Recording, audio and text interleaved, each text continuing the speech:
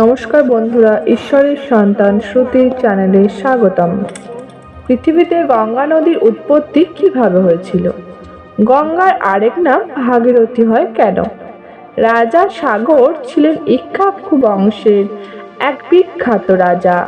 তিনি অশ্বমেধ যজ্ঞ করছিলেন, কিন্তু তার যজ্ঞের ঘোড়া হঠাৎ নিখোঁজ হয়ে যায়।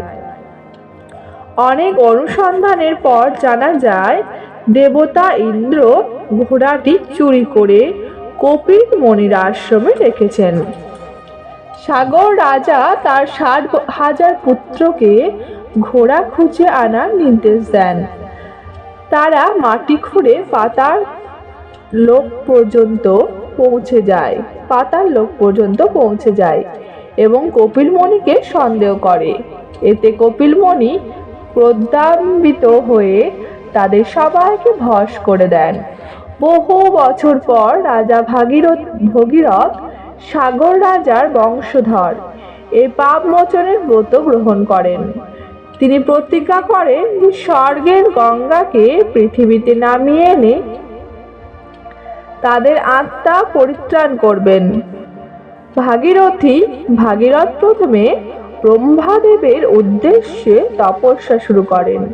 সন্তুষ্ট হয়ে ব্রহ্মা বললেন, গঙ্গা যদি সরাসরি পৃথিবীতে নামে তাহলে তার প্রবল স্রোতে পৃথিবী ধ্বংস হয়ে যাবে, তাই তোমাকে শিবের সহায়ক নিতে হবে।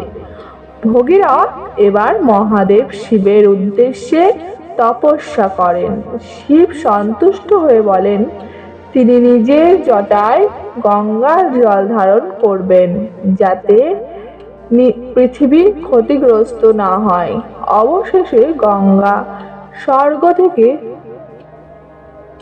নেমে আসে এবং শিব জটায় আবদ্ধ হয়ে এক ধীর প্রবাহে পৃথিবীতে প্রবেশ করে।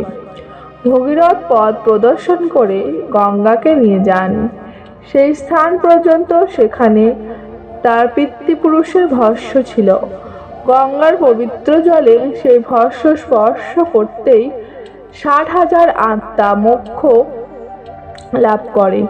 সেই মুহূর্তে স্বর্গ ও পৃথিবীতে মধ্যে এক পবিত্র সেতু বন্ধন সৃষ্টি হয়। সেই ইতিহাসের নায়ক ভগীরথ, যার নামে এই নদী আজও ভাগীরথী নামে পূজিত।